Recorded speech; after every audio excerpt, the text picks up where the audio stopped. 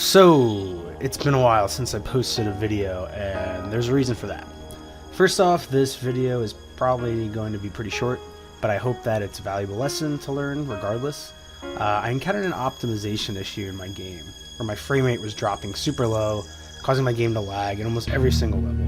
And I thought at first this was just due to one or two things, and the first one being that I was making assets too large, or I was putting something in there that, was causing the frame rate to drop. But the second one was that I kind of felt like I didn't have this deep understanding of Unity, and only studios and people with like a big 10-man team or so have the technical ability to solve these frame rate problems. And I kind of kept telling myself this as an excuse to not work on the game. I was thinking, well, if I'm going to make every level and it's going to lag anyway and I'm never going to be able to figure it out, then maybe I shouldn't be doing this. I would still do something once a day, or at least attempt to, but overall I just haven't been making the progress that I want to. I had this big optimization problem and I wasn't really going to be able to fix it on my own, and maybe never fix it at all. But given some time away, I decided to go back in and really iteratively kind of figure out, okay, if I remove this set of objects, is that what's causing the lag? If I change the code here, or comment out some sections of the code in another part, is that going to bring the lag down? And eventually I found the culprit turned out to be this item called the mag mushroom, which is a new item that I made that's representing a kind of fire gun type of mushroom where you can shoot it at objects on the wall.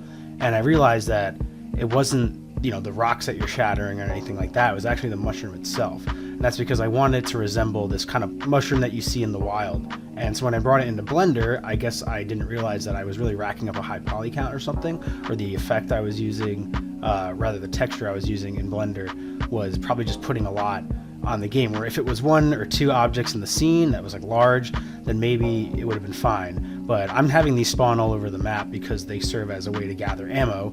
So I went back in and I made a more low poly version, and it doesn't look as good as the old one, but oh well, my game is pretty low poly looking to begin with, and I'm really not focusing on graphics at the moment in my projects. I really want to just make a game from A to B and release it and see if people just enjoy the general gameplay of it, while still trying to make the assets, of course, look somewhat aesthetically pleasing. Once that was fixed and gone, it seems like we have good high frame rates again, no lag, and that means more players can enjoy my game, and I have a little bit more motivation to finish it. So the lesson here is we need to remind ourselves constantly as artists, or even people, that you shouldn't doubt yourself, and you shouldn't just be like, oh, well, I don't know this, or maybe I never will know this.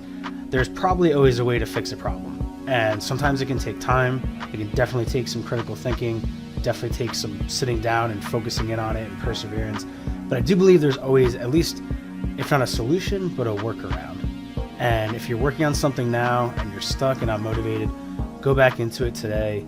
Try to fix that issue that took the passion and drive away, and hopefully you can solve it like I did and continue on with the work that you're trying to do. Anyway, hope you enjoyed this video. Like, subscribe, and wishlist the game to follow and help me along in my journey. See you later, folks.